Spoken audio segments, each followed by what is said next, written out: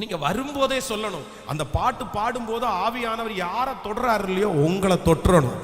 அந்த நிரப்புதல் உங்களுக்குள்ள வராட்டா நான் சொல்றேன் நீங்க தகுதி ஆகவே முடியாது. நான் சொல்றேன் திறமைகள் எப்போ வரும்னா ஆவியானவர் உங்களை நிரப்பும் போதுதான் நிறைய திறமைகள் வரும். எத்தனை பேரை ஆமோதிக்கிறீர்கள்? நான் சில நேரங்களில் நான் யோசிப்பேன், பல நாட்களில் யோசிப்பேன். இத்தனை ஆயிரக்கணக்கான இந்த ஜனங்களை கத்தர் நடத்த வைக்கும் போது யோசிப்பேன், எப்படி எங்க நிறைய பேர் என்னிடத்துல கேட்டிருக்காங்க, எப்படி இதெல்லாம் படிச்சுட்டு வந்தீங்களா, இதெல்லாம் உங்களுக்கு சொல்லி கொடுத்தாங்களா, இதெல்லாம் உங்களுக்கு யார் சொல்லி கொடுத்தாங்க? ஆனால் உண்மையிலே சொல்கிறேன், பைபிள் காலேஜில் 3 வருடம் ஒரு நல்ல ட்ரைனிங் எனக்கு கிடைச்சிருச்சு. ரொம்ப அழகான ட்ரைனிங். அப்படின்னா உடல் ரீதியாக ரொம்ப அப்படியே வேலை, ஒழுக்கம்னா என்ன, கீழ்ப்படிதல்னா என்ன, அப்படி அதெல்லாத்தையும் கற்றுக் கொடுத்தாங்க. ஆனால் இன்னும் பைபிள்ல இருந்து நிறைய கற்றுக் கொடுத்தாங்க. அப்போது அந்த புத்தகத்தை எல்லாம் ஜெராக்ஸ் பண்ணி வைப்போம். ஏன்னா அடுத்து பாஸ்டர் ஆனதுக்கு அப்புறம் இந்த புத்தகம் எல்லாம் நமக்கு உதவும், நம்ம அதில் பிரசங்கத்தை எடுக்கலாம் அப்படின்னு. ஆனால் பைபிள் காலேஜ் முடிச்சதுக்கு அப்புறம் அந்த புத்தகம் எங்கே இருக்குன்னே தெரில. அவ்வளோதான், முடிஞ்சிருச்சு அதோட. அது எதுவுமே அந்த தியரியா பேசுனது எதுவுமே எனக்கு ஞாபகம் இல்லை. ஆனால் நான் நம்புறேன் ஆவியானவர் நிரப்பும் போது எல்லாத்தையும் கர்த்தர் சொல்லி கொடுக்கிறார். கர்த்தர் திறமை உள்ளவர்களாய் மாற்றுகிறார். இந்த ஜெபத்திலே யாரோ ஒரு பிள்ளை எனக்கு திறமை இல்லைன்னு சொல்றீங்களா, எனக்கு தகுதி இல்லைன்னு சொல்றீங்களா, நான் நம்புறேன் கர்த்தர் உங்களை நிரப்பும் போது தகுதி தன்னை போல வரும். கர்த்தர் உங்களை நிரப்பும் போது உங்களுக்கு திறமை அப்படியே ஹல்லேலூயா. நான் சொல்றேன் அந்த அந்த காரியங்கள் எல்லாம் உங்களுக்கு அந்த திறமைகள் வந்து சேரும். இது மட்டும் இல்லை, ஆவியானவர் உங்களை நிரப்பும் போது தான் உங்களை உபயோகப்படுத்த ஆரம்பிப்பார். ஆமே.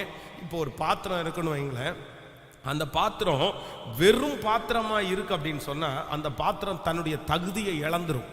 ஆமேன்னு சொல்லுங்கள். பக்கத்தில் கையை பிடிச்சி சொல்லுங்க. ஒரு வெறும் பாத்திரமாய் ஒரு பாத்திரம் இருக்கும் என்றால் அது என்ன பண்ணும்னா அதனுடைய தகுதியை இழந்துரும். அப்போ நீங்க வெறும் பாத்திரம், அதான் ஆண்டவர் சொல்றாருல்ல, ஒருத்தன் பிசாசு பிடிச்ச வந்த ஒரு மனுஷனை ஜெபம் பண்ணி அந்த பிசாசு அவனை விட்டு போனதுக்கு அப்புறம் அது என்னவா இருக்குமாமா, அந்த இடம் காலியா இருக்கும். ஆனா அந்த இடத்துல ஆவியானவர் நிரப்பாம அதை சும்மாவே வச்சிருந்தா வெறுமையான இடத்துல போன பிசாசு இன்னும் 4 கூட்டிட்டு உள்ள உட்காரும், 7 கூட்டிட்டு உள்ள உட்காரும் பைபிள் சொல்லுது. அப்போ நீங்கள் வெறுமையா இருப்பீர்களேயானால் உங்களுக்குள்ள என்ன வராது அப்படின்னா தகுதி வராது. நீங்க தகுதியா இருக்க மாட்டீங்க. அதை சீக்கிரமா அந்த பாத்திரம் பலவீனப்படும். 2வது, நீங்க நிரப்பப்படல அப்படின்னு சொன்னா நான் சொல்றேன் உங்களுக்குள்ள திறமைகள் வராது. நீங்க நிரப்பப்பட்டாதான் திறமைகள் வரும். 3வது, நீங்கள் நிரப்பப்பட்டால் தான் நீங்கள் பயன்படுவீர்கள். ஒரு பாத்திரம் இருக்குது, அந்த பாத்திரத்துல ஃபர்ஸ்ட் வெறுமையா இருந்தா அந்த பாத்திரம் கெட்டு போயிடும். 2வது, அந்த பாத்திரம் வெறுமையா இருந்தா அந்த பாத்திரத்துக்கு எந்த திறமையுமே இருக்காது, எந்த மதிப்புமே இருக்காது. 3வது, அந்த பாத்திரம் யாருக்குமே பயன்படாது.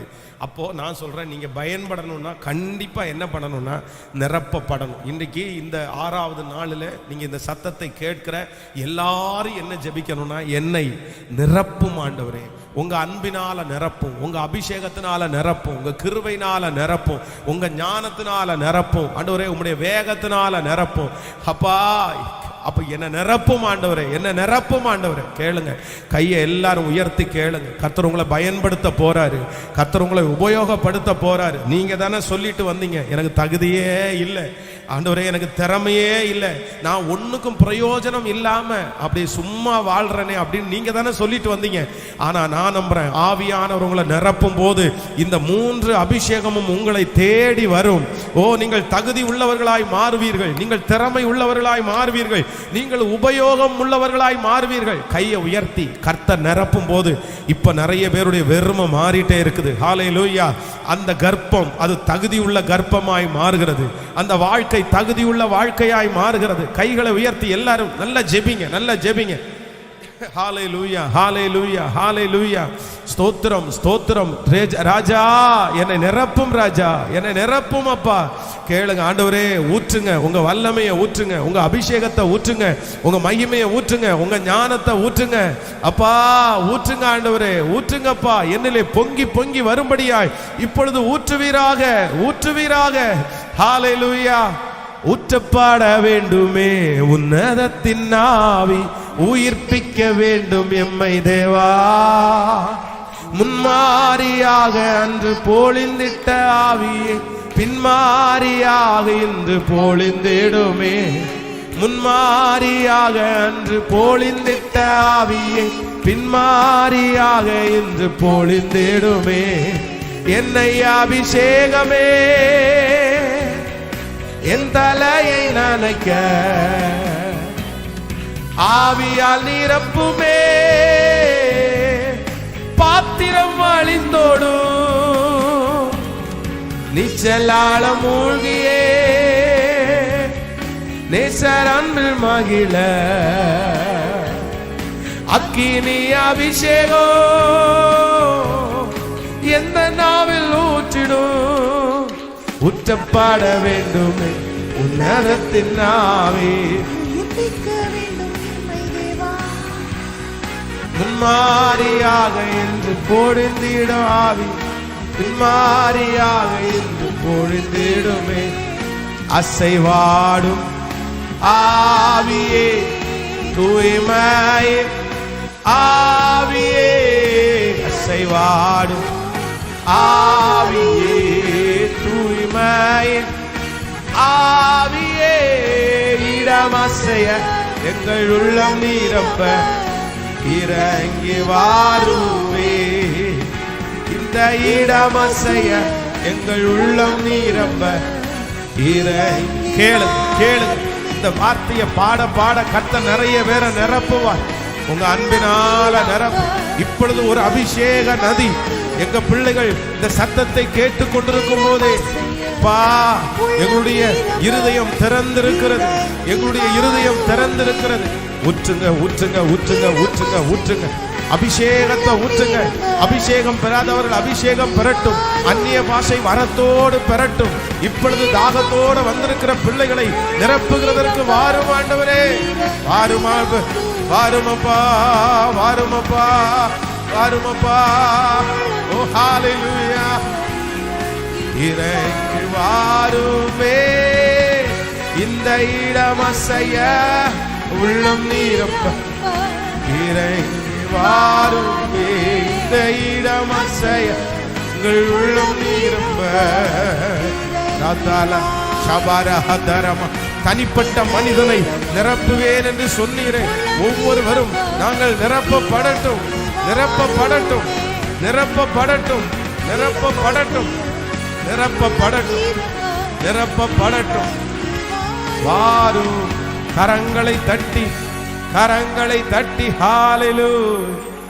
இந்த இடமசைய எங்கள் உள்ளம் நிரப்ப இறங்கி வாருமே. ஹalleluya.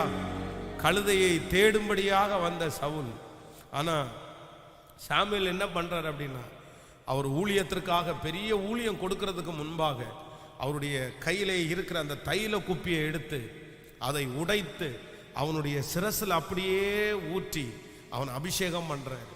அப்ப அவனுடைய பாத்திரம் நிரம்பி வழிகிறது. அப்ப அந்த இடத்தை விட்டு போகும்போது பாத்தீங்கன்னா ஒரு கூட்டம் ஜெபம் பண்ணிட்டு இருக்கிறாங்க. அந்த இடத்துல சவுலும் போய் அபிஷேகத்துல நிறைஞ்சு தீர்க்க தரிசனம் சொல்றான். அதனால அவன் தீர்க்கதரிசி என்கிற ஒரு பெயர் அங்கே வழங்கப்பட்டது. அதுக்கு முன்னாடி இருந்த சவுல் வேற. ஆவியானவர் எப்போ ஊற்றப்பட்டுட்டாரோ அதற்கு பிறகு சவுல் வித்தியாசமா மாறிட்டாரு. வேதம் சொல்லுது அவனுக்கு வேறே இருதயம் உண்டாயிருச்சாங்க. ஆமென். தாவீது பாருங்க, சாமுவேல் வந்து தைல குப்பியில எடுத்து அபிஷேகம் பண்றதுக்கு முன்னாடி வேற தாவீது கர்த்தரோடு தான் நடந்தாரு.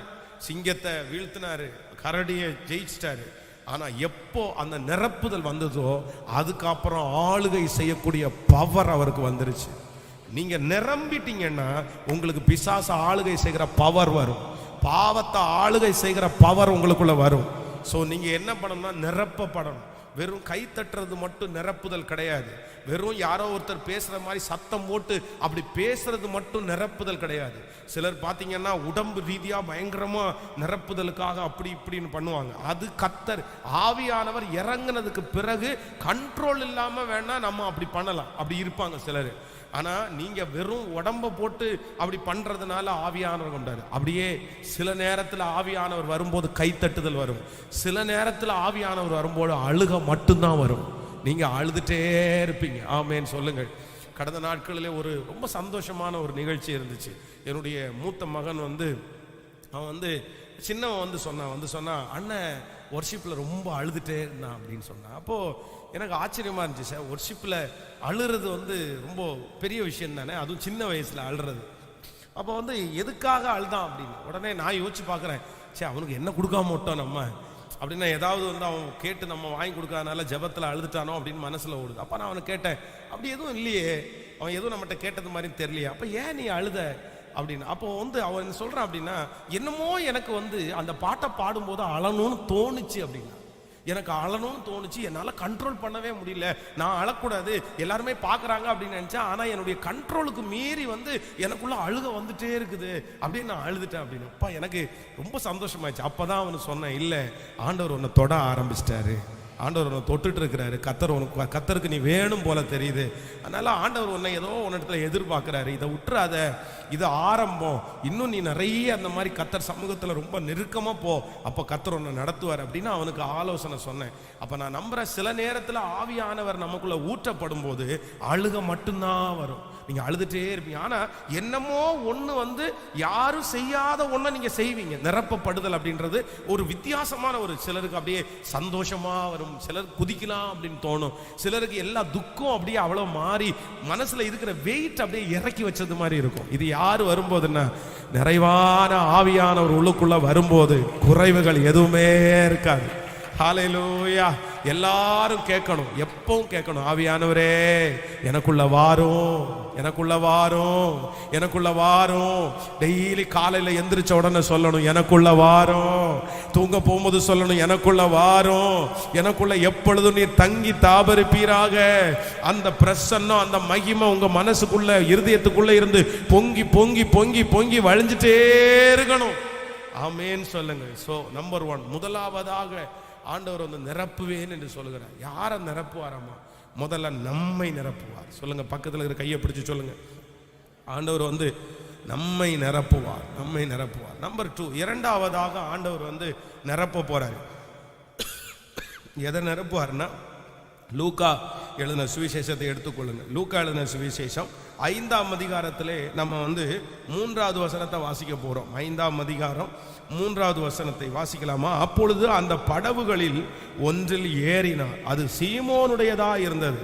அதை கரையிலிருந்து சற்றே தள்ளும்படி அவனை கேட்டுக்கொண்டு அந்த படவில் உட்கார்ந்து ஜனங்களுக்கு போதகம் பண்ணினார். இன்னொரு விஷயம் கூட வாசிக்கலாம். அப்பொழுது அந்த படவுகளில் ஒன்றில் ஏறினார், அது சீமோனுடையதா இருந்தது. அதை கரையிலிருந்து சற்றே தள்ளும்படி அவனை கேட்டுக்கொண்டு அந்த படவிலே உட்கார்ந்து ஜனங்களுக்கு போதகம் பண்ணி. நீங்கள் இப்பொழுது 6வது வசனத்தை அந்தபடியே அவர்கள் செய்து தங்கள் வலை கிழிந்து போகத்தக்கதாக மிகுதியான மீன்களை பிடித்தார்கள். அப்பொழுது மற்ற படவில் இருந்த கூட்டாளிகள் தங்களுக்கு உதவி செய்யும்படி சைகை காட்டினார்கள். அவர்கள் 2 படவுகளும் அமிழத்தக்கதாக நிரப்பினார்கள். ஆமேன் சொல்லுங்கள். இந்த சம்பவம் நமக்கு எல்லாருக்கும் தெரியும். இந்த மாதம் ஆரம்பத்திலிருந்து இந்த வார்த்தையினால கர்த்தர் பேசிட்டே இருக்கிறார் நம்மிடத்துல. நம்ம சண்டே கூட இதனுடைய நிறைய தெளிவான சத்தியத்தை கேட்போம். அப்போ ஆண்டவருடைய பிள்ளைகளே, இந்த இடத்துல பார்த்தீங்க அப்படின்னா அங்கே நிறைய படகுகள் நின்றுட்டே இருக்குது. நான் சொன்னது மாதிரி ஒரு கடற்கரை என்று சொல்லுவோமானால் அந்த கடற்கரையிலே ஒரு படகை நிறுத்த மாட்டாங்க. படகை எல்லாம் தனித்தனியாக ஒவ்வொரு கிலோமீட்டரில் கொண்டு நிறுத்த மாட்டாங்க. அதுக்கு ஸ்டாண்டு, ஆட்டோ ஸ்டாண்டுனா ஒரு ஸ்டாண்ட் இருக்குது, அப்படின்னா பஸ் ஸ்டாண்டுனா அதுக்கு ஒரு ஸ்டாண்ட் அப்படின்னா அங்கே கொண்டு போய் அதை கூட்டமாக அங்கே தான் நிப்பாட்டிருப்பாங்க. அப்போ இந்த போட்டெல்லாம் நிற்கிறதுக்கு பார்த்தீங்கன்னா அதுக்கும் ஒரு குறிப்பிட்ட இடம் இருக்குது. அப்போ அங்கே நிறைய படகுகள் இருக்கிறது, வித்தியாசமானது, சொகுசான எப்படியோ இருக்குது. ஆனால் கரெக்டாக ஆண்டவர் எதை செலக்ட் பண்ணுறாருன்னா, அங்கே சீமோனுடைய படகை கரெக்டாக கர்த்தர் செலக்ட் பண்ணுறாரு. ஏன் ஆண்டவர் செலக்ட் பண்றாருன்னா, அவனுடைய படகை கர்த்தர் நிரப்ப போகிறார். ஆமேன் சொல்லுங்கள். நம்பர் 2, இரண்டாவதாக நான் இதற்கு வைத்த பேர் என்னன்னா, ஃபர்ஸ்ட் நம்மை நிரப்புகிற கர்த்தர், இரண்டாவது நம்முடையதை நிரப்புகிற கர்த்தர் அவர். ஆமேன் சொல்லுங்கள். உங்களுடையது எதெல்லாம் காலியா இருக்குதோ நான் நம்புறேன், கர்த்தர் இன்றைக்கு இந்த 6வது நாள் வாக்கு கொடுக்கிறார், நான் அதை நிரப்புவேன் என்று கர்த்தர் வாக்கு கொடுக்கிறார். சீமோனுடைய படகை கர்த்தர் தெரிந்து கொண்டது போல இன்றைக்கு இந்த ஜெபத்தில் இருக்கிற உங்களுடைய வாழ்க்கையை கர்த்தர் தெரிந்து கொள்ளுகிறார். ஹல்லேலூயா. உங்களுடைய வாய்க்கால்களை கர்த்தர் உங்களுடையதை, உங்களுடைய பிசினஸ் கர்த்தர் நிரப்ப போகிறார். உங்களுடைய குடும்பத்தை கர்த்தர் நிரப்ப போகிறார். சத்தமாய் ஆமே நீங்கள் சொல்லுங்கள். உங்களுடைய கைகளை கர்த்தர் நிரப்ப போகிறார். ஹல்லேலூயா. உங்களுடைய வருமானங்களிலே கர்த்தர் ஒரு நிரப்புதலை கர்த்தர் கட்டளையிட போகிறார். உங்களுடைய சகலமும், உங்களுடைய வீடு நிரம்பும். நம்முடையது எல்லாம் நம்முடைய தேவனாகிய கர்த்தர் நிரப்புகிறவர். ஹல்லேலூயா. நம்முடையதை நிரப்புகிறார். உங்களுடையது எதெல்லாம் காலியா இருக்குதோ எல்லாத்தையும் கர்த்தர் நிரப்புவாராக. ஆமென் சொல்லுங்கள்.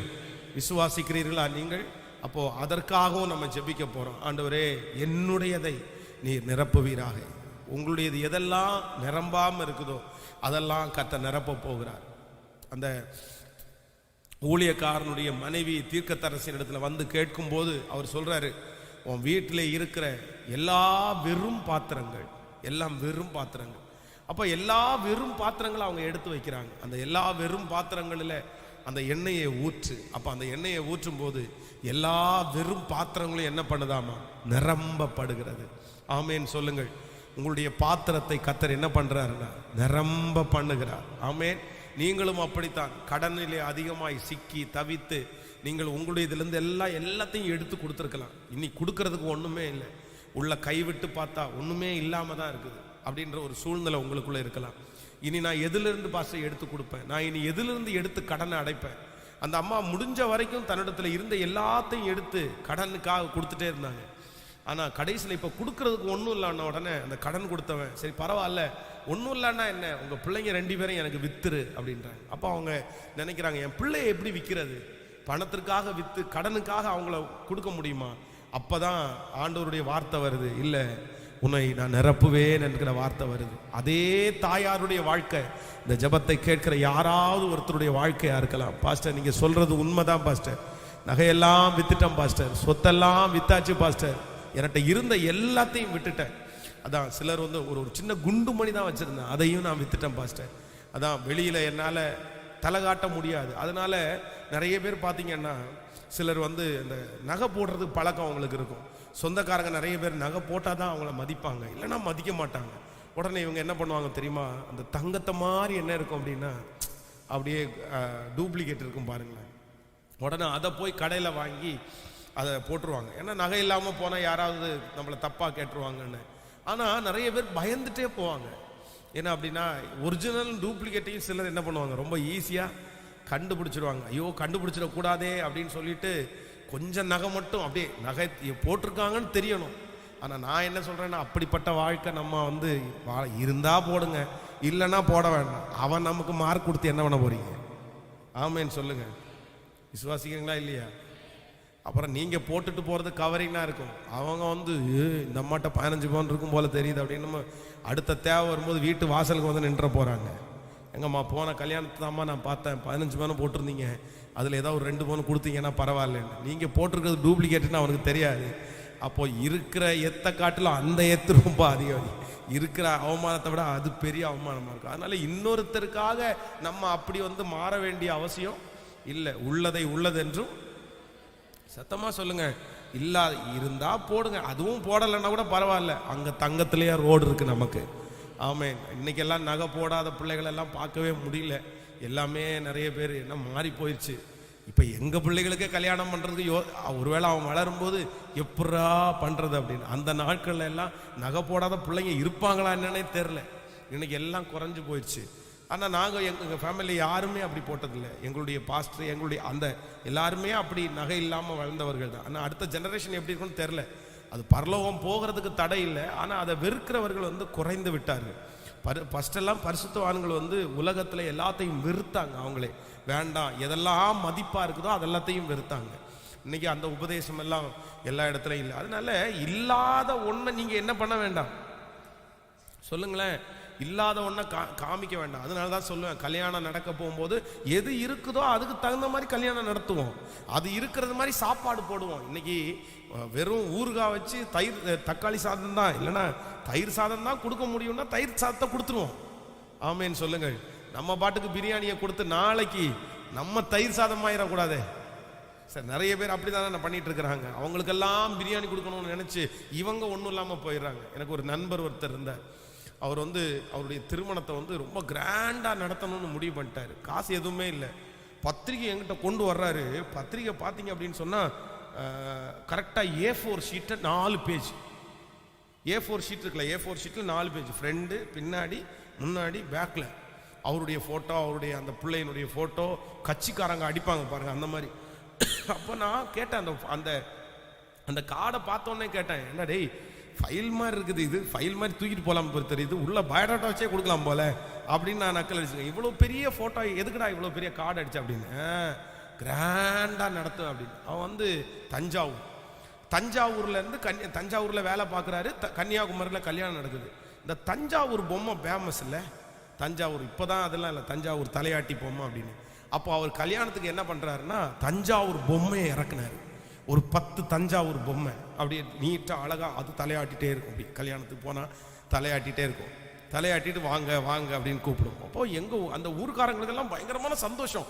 சே இந்த பொம்மை தலையாட்டுது அப்படின்னு எல்லாரும் அப்படியே பார்த்தாங்க. அப்போ பயங்கரமான ட்ரம்ஸு அப்படின்னு அடிச்சு அந்த மாதிரி ஒரு செட்டு சவுண்ட் சர்வீஸு.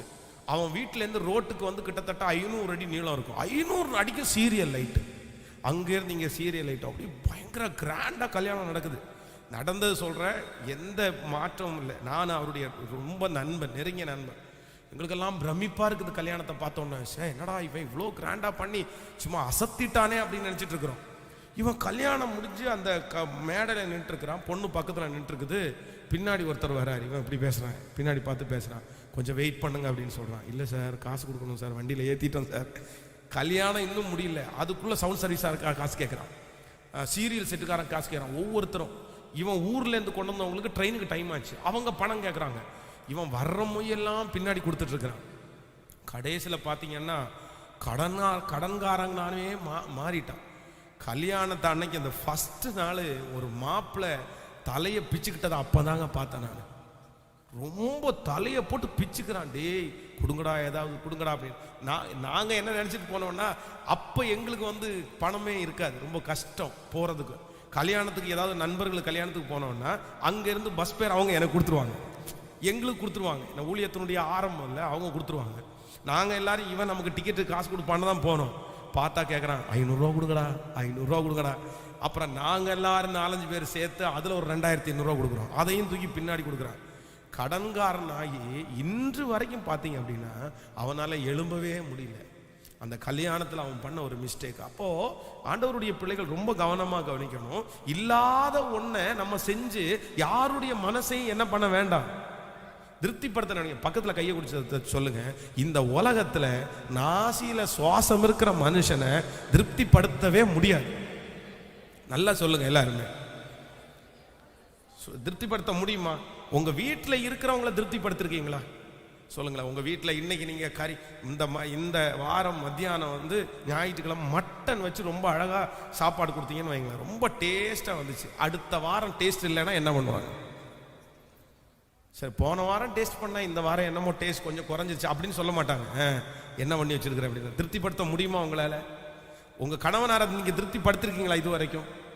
அதே போல உங்க மனைவியை திருப்திப்படுத்திருப்பீங்களா சொல்லுங்க. இந்த கிறிஸ்மஸ் தான் அவ்வளோ நல்லா புடவெல்லாம் வாங்கி கொடுத்துருப்பாங்க. அடுத்த கிறிஸ்மஸ் வரும்போது ஏங்க போன கிறிஸ்மஸுக்கே நான் வாங்கி வச்சது என்கிட்ட இருக்குது, அது வேண்டாம் இந்த கிறிஸ்மஸுக்கு அப்படின்னு யாராவது சொல்லியிருக்காங்களா?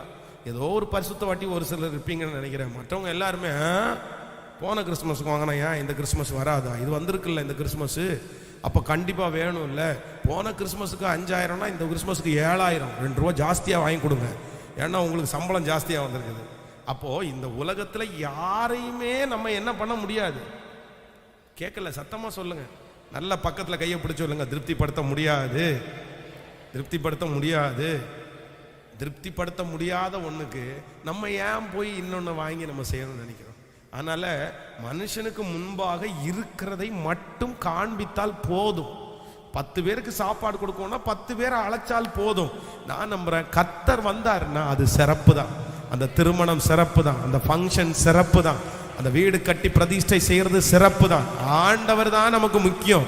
அவர் வந்தா போதும், எல்லாம் சரியாய் அமையும். ஆமென். அப்ப நிறைய பேர் உங்களுடைய உள்ளே இருந்து எல்லாத்தையும் எடுத்து கொடுத்து அந்த காலியா இருக்கிறத கர்த்தர் வாக்கு கொடுக்கிறார். நான் என்ன பண்ணுவேன்னா, இந்த 21 நாள் ஜெபத்துல கர்த்தர் வாக்கு கொடுக்கிறார், நான் உன்னை நிரப்புவேன். நம்முடையவைகளை கர்த்தர் நிரப்ப போகிறார். கைகளை எல்லாரும் உயர்த்தி ஜெபிக்கலாம். ஆண்டவரே, என்னுடையது ஊழியக்காரனுக்கு மூலமா நீங்க பேசின வார்த்தை உண்மைதான் ஆண்டவரே. சொல்லுங்க, உண்மைதான் ஆண்டவரே. என்னுடையது நிறைய எடுத்து எல்லாம் காலி ஆச்சுப்பா. இனி நான் எப்படி என் பிள்ளைய திருமணம் பண்ணி கொடுப்பேன், எப்படி இந்த வீட்டு வேலையை நான் முடிப்பேன், எப்படி இந்த காரியத்தை செய்வேன், எனக்கு நிறைய தேவை இருக்கு, எப்படி இந்த கடனை அடைப்பேன். பாஸ்டர், என்கிட்ட கொடுக்கறதுக்கு ஒண்ணுமே இல்லை பாஸ்டர். இந்த வார்த்தை யாருக்குன்னு தெரியாது, ஆனா எனக்கு தான் பாஸ்டர், எனக்கே தான் கர்த்தர் பேசுறாரு. ஆனா ஆண்டவர் இன்னைக்கு வாக்கு கொடுக்கிறாரு, இல்லை, உன்னுடையதை நான் நிரப்புகிற காலம் வந்தது, உன்னுடையதை நிரப்புகிற காலம் வந்தது. கையை உயர்த்தி எல்லாரும் விசுவாசத்தோட அழுகிறவங்க அழுது ஜெபம் பண்ணுங்க. நடக்க போகிறது. எந்த இடத்திலிருந்து ஜெபித்தாலும் கர்த்தர் செய்ய போறாரு. பலமாய் நான் உண்மையே நம்புகிறேன். பிரதர், சத்தமா ஜெபிங்க பிரதர். ஹல்லேலூயா. இன்றைக்கு நீங்க கையை உள்ள போட்டு எடுக்கும் போது ஒன்றும் இல்லாததுனால நிறைய பேர் உங்களை வருத்தப்படுத்தி இருக்கலாம். இல்ல, கர்த்தர் ஒரு நாள் உங்களை நிரம்பி வழிய பண்ண போகிறார், நிரம்பி வழிய பண்ண போகிறார். ஹல்லேலூயா. ஸ்தோத்திரம், ஸ்தோத்திரம், ஸ்தோத்திரம், ஸ்தோத்திரம். கர்த்தர் நல்லவர், கர்த்தர் நல்லவர். ஆமென். ஃபர்ஸ்ட் நம்பர் 1, முதலாவதாக கர்த்தர் என்னை நிரப்புவார். என்னை நிரப்பும் போது நான் என்ன ஆவேன்னா, நான் தகுதி ஆவேன், நான் திறமை உள்ளவன் ஆவேன், நான் உபயோகம் உள்ளவனாய் மாறுவேன். நம்பர் 2, இரண்டாவதாக ஆண்டவர் என்னுடையதை நிரப்புவார். என்னுடையதை நான் நிரப்பும் போது அநேகருக்கு நான் சாட்சியாய் நான் வாழ்வேன். மூன்றாவதாக ஆண்டவர் நம்மளை எது நிரப்புவார்னா, மத்தேயு எழுதின சுவிசேஷம் 17ஆம் அதிகாரத்தை எடுத்துக்கொள்ளுங்கள். மத்தேயு எழுதின சுவிசேஷம் 17ஆம் அதிகாரத்திலே 27வது வசனத்தை வாசிக்க போகிறோம்.